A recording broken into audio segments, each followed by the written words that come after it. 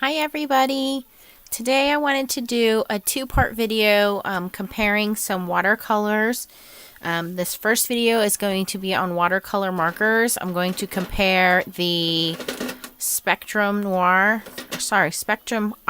markers with the Zig clean color markers and also the Sai Japanese markers. So I stamped out this image from Penny Black. This is the Penny Black saying a latte stamp. And it has on there 2 sentiments, love you more than coffee. And that's saying a latte. But it's a cute image to color in, so I thought we'd practice on that. And I stamped it with VersaFine black pigment ink and dried it with the heat tool. The paper that I'm using is the Bristol Smooth paper. And I do have a couple water brushes on the side over here with some paper towels that I'm going to use. So this first image here, I'm going to start with the first image here, and the colors that I'm going to use are terracotta and sepia, and we're going to do her hair. So the first way I wanted to do it was just laying down the color and then using the Aqua brush to spread that out. So we're just going to do a base layer here.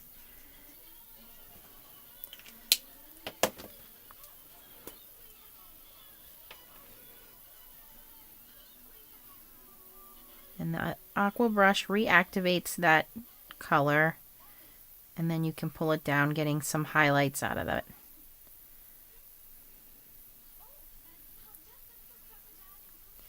The other method I want to do is I'm going to wet this area over here and recolor the image and see how that pulls out. Now this paper is starting to pill over here because it's too wet. And it's about the same in terms of color intensity, so I would say put the color down first and then use the water to pull it out. I'm going to go back with a darker color and see how that blends.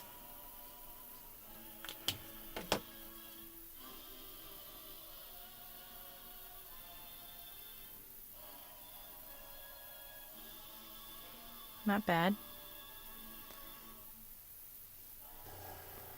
It's pulling that color out, no problem. Alright, so the Spectrum Aqua. Let me label these.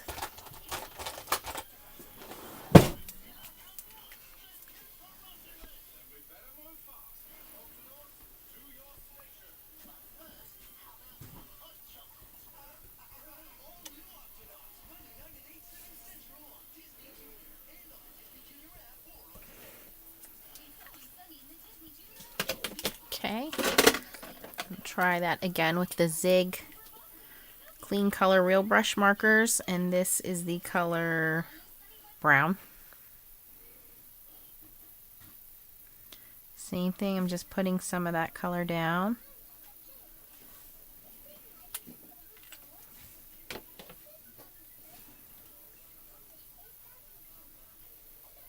And that color reactivates right away and pulls out.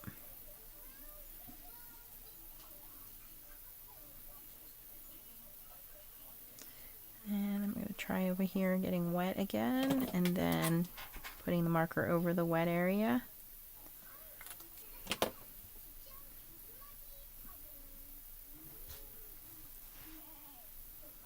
And it's pretty much the same result as the Spectrum Aqua, and again that water is starting to pill up a little bit there, or the paper, because of the extra water. So I think just putting the color down and then pulling it out works fine. You know what I wanted to try too? I'm going to try over here and letting it dry a little bit and then going back and reactivating it.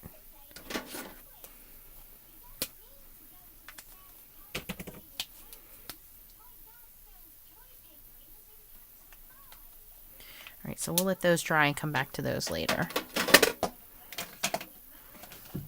Alright, I would assume that the Japanese Sai markers are going to have the same results. I find that they are very, very similar to the Zig markers, which are also made in Japan.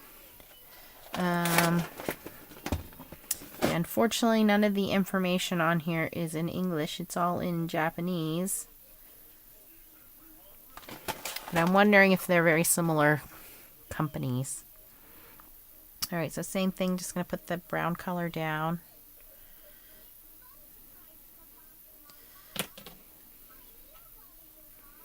I like doing this method with the Bristol Smooth because it blends very smoothly. I mean, it just pulls right out. There's no harsh lines or anything with the Bristol Smooth. I tried this on watercolor paper and it did not work so well with the markers. I think the watercolor paper just soaked it right in, so it didn't allow it to blend. Even when I did the wet on wet method, the watercolor paper was just much better with regular watercolors. All right.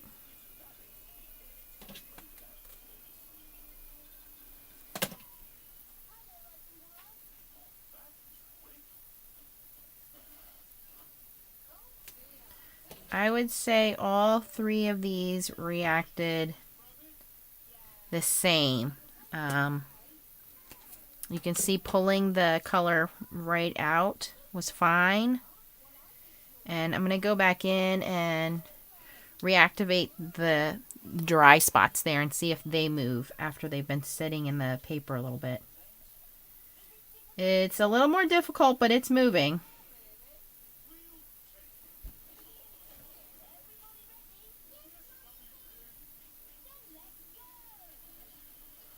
Yeah, no problem at all reactivating those and getting that color to move.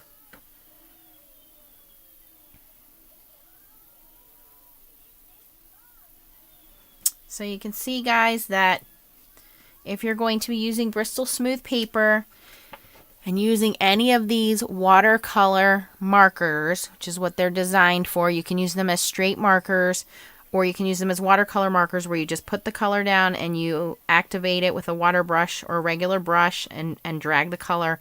All three of them perform similarly, which I'm happy, because that means I don't have to go buy more markers because the markers I have already work. But then there's no excuse to buy new markers unless I don't have the colors. But I think out of the three collections I have plenty of colors.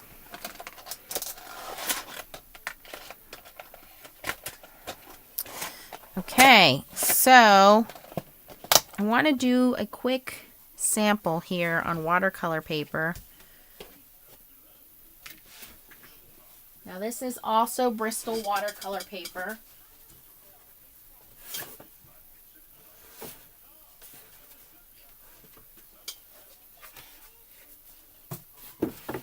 Trying to find the packaging so I could tell you exactly what kind of water paper, but it's just typical watercolor paper. And I'm going to take those same markers and let's just do a swatch on here and see if they move or not.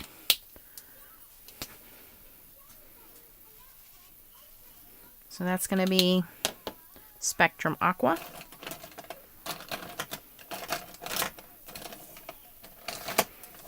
This is going to be the Zig. And last will be the Sais.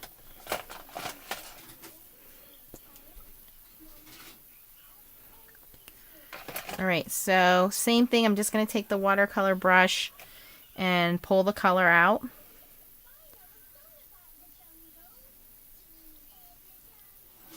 That's pretty good.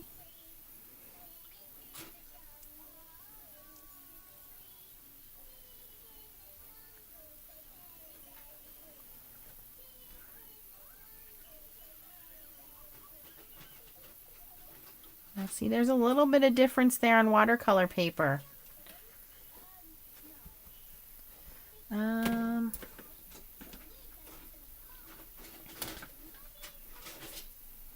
going to wet this top portion a little bit.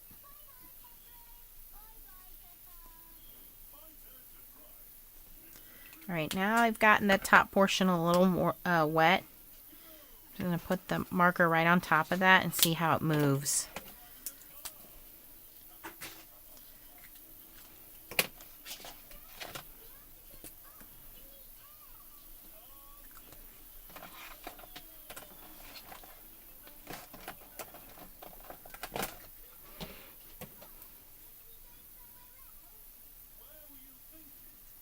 Wow, that Aqua marker really likes wet watercolor paper. Zig, not so much, likes dry watercolor paper.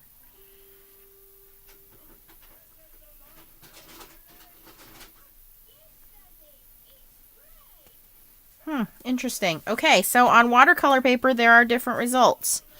So on the watercolor paper, this one being the Spectrum Aqua, the first one, did not like to pull on the dry watercolor paper, but did pull out color on the wet watercolor paper. The Zig did the opposite. So on the Zig, it pulled out almost completely out of the dry watercolor paper, but really did not want to pull out of the wet watercolor paper. And the Sai markers